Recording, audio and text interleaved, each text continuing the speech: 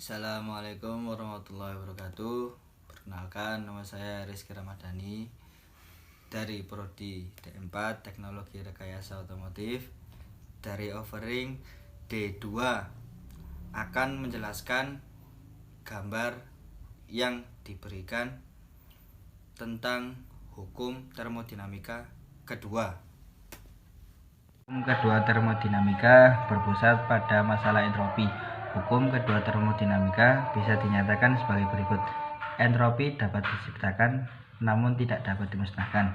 Berdasarkan postulat ini, entropi yang ada pada sebuah proses bisa tetap tidak berubah dan bisa pula naik, namun tidak mungkin berkurang.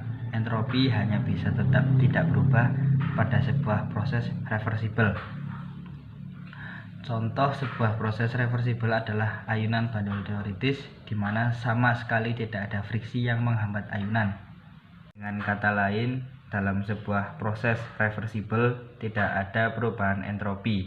Adapun dalam sebuah proses irreversibel, perubahan entropi tidaklah nol dan pasti bernilai positif. Postulat hukum kedua termodinamika menurut Kelvin. Kelvin telah merumuskan satu rumusan yang merupakan manifestasi dari hukum kedua termodinamika. Postulat Kelvin adalah rumusan hukum kedua termodinamika yang berlaku pada semua heat engine. Sebuah mesin yang bekerja dalam sebuah siklus tidaklah mungkin menerima panas dari sebuah reservoir termal lalu mengubah seluruh panas tersebut menjadi kerja. Berikut ini adalah gambaran heat engine yang tidak mungkin bisa terjadi. Postulat hukum kedua termodinamika menurut Clausius. Postulat Clausius untuk hukum kedua termodinamika merupakan landasan kerja semua heat pump atau refrigerator, sebuah mesin yang bekerja dalam sebuah siklus untuk memindahkan panas dari temperatur rendah ke temperatur tinggi pasti membutuhkan asupan kerja. Heat pump adalah mesin siklik yang berfungsi sebagai pemanas. Adapun refrigerator adalah mesin siklik yang berfungsi sebagai pendingin. Setiap heat pump pasti bekerja berdasarkan postulat Clausius. Berikut ini adalah gambaran sebuah refrigerator yang tidak mungkin terjadi.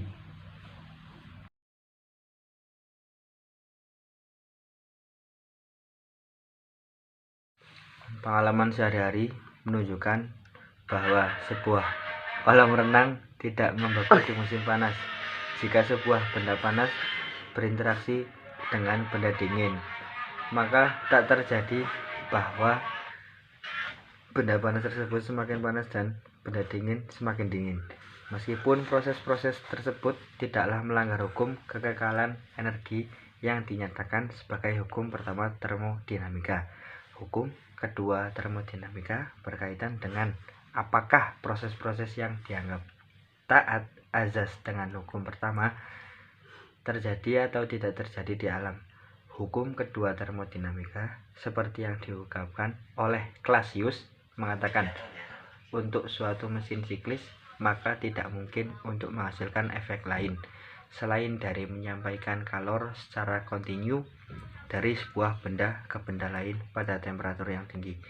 Bila ditinjau siklus Carnot, yakni siklus hipotesis yang terdiri dari 4 proses terbalikkan, pemuaian isotermal dengan penambahan kalor, pemuaian adiabatik, penampatan isotermal dengan pelepasan kalor, dan pemampatan adiabatik.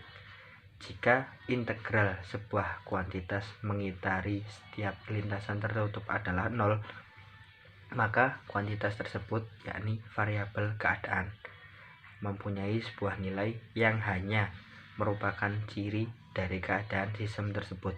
Tak peduli bagaimana keadaan tersebut dicapai, variabel keadaan dalam hal ini adalah entropi. Perubahan entropi hanya gayut keadaan awal dan keadaan akhir, dan tak gayut proses yang menghubungkan keadaan awal dan keadaan akhir sistem tersebut. Hukum kedua termodinamika dalam konsep entropi mengatakan sebuah proses alami yang bermula di dalam satu keadaan kesetimbangan dan berakhir di dalam satu keadaan kesetimbangan lain akan bergerak di dalam arah yang menyebabkan entropi dari sistem dan lingkungannya semakin besar. Jika entropi diasosiasikan dengan kekacauan, maka pernyataan hukum kedua termodinamika di dalam proses-proses alami cenderung bertambah ekivalen dengan menyatakan kekacauan dari sistem dan lingkungan cenderung semakin besar. Di dalam ekspansi bebas, molekul-molekul gas yang menempati keseluruhan ruang kotak adalah lebih kacau dibandingkan bila molekul-molekul gas tersebut menempati setengah ruang kotak. Jika dua benda yang memiliki temperatur berbeda T1 dan T2 berinteraksi sehingga mencapai temperatur yang serba sama T, maka dapat dikatakan bahwa sistem tersebut menjadi lebih kacau. Dalam arti pernyataan semua molekul dalam sistem tersebut bersesuaian dengan temperatur T adalah lebih lemah bila dibandingkan dengan pernyataan semua molekul di dalam benda A bersesuaian dengan temperatur T1 dan benda B bersesuaian dengan temperatur T2. Di dalam mekanika statistik, hubungan antara entropi dan parameter kekacauan adalah S sama dengan K log W, di mana K adalah konstanta, S adalah entropi sistem, W adalah parameter kekacauan, yakni kemungkinan beradanya sistem tersebut relatif terhadap semua keadaan yang mungkin ditempati. Jika ditinjau perubahan entropi suatu gas ideal di dalam ekspansi isotermal, di mana banyaknya molekul dan temperatur tak berubah sedangkan volumenya semakin besar, maka kemungkinan sebuah molekul dapat ditemukan dalam suatu daerah bervolume adalah sebanding dengan V, yakni semakin besar V, maka semakin besar pula peluang untuk menemukan molekul tersebut di dalam V. Kemungkinan untuk menemukan sebuah molekul tunggal di dalam V adalah W1 sama dengan CV, di mana C adalah konstanta. Kemungkinan menemukan N molekul secara serempak di dalam volume V adalah hasil kali lipat N dari W, yakni kemungkinan dari sebuah keadaan yang terdiri dari N molekul berada di N volume V adalah W sama dengan W1 N sama dengan CV pangkat N. Jika persamaan 3 disubstitusikan ke 1, maka perbedaan entropi gas ideal dalam proses ekspansi isotermal di mana temperatur dan banyaknya molekul tak berubah adalah bernilai positif. Ini berarti entropi gas ideal dalam proses ekspansi isotermal tersebut bertambah besar. Definisi statistik mengenai entropi, yakni persamaan 1 menghubungkan gambaran termodinamika dan gambaran mekanika statistik yang memungkinkan untuk meletakkan hukum kedua termodinamika pada landasan statistik. Arah di mana proses alami akan terjadi menuju entropi yang lebih tinggi ditentukan oleh hukum kemungkinan, yakni menuju sebuah keadaan yang lebih mungkin. Dalam hal ini, keadaan kesetimbangan adalah keadaan di mana entropi maksimum secara termodinamika dan keadaan yang paling mungkin secara statistik. Akan tetapi fluktuasi, misal gerak Brown, dapat terjadi di sekitar distribusi kesetimbangan. Dari sudut pandang ini, tidaklah mutlak bahwa entropi akan semakin besar di dalam tiap-tiap proses spontan. Entropi kadang-kadang dapat berkurang jika cukup lama ditunggu, keadaan yang paling tidak mungkin sekalipun dapat terjadi.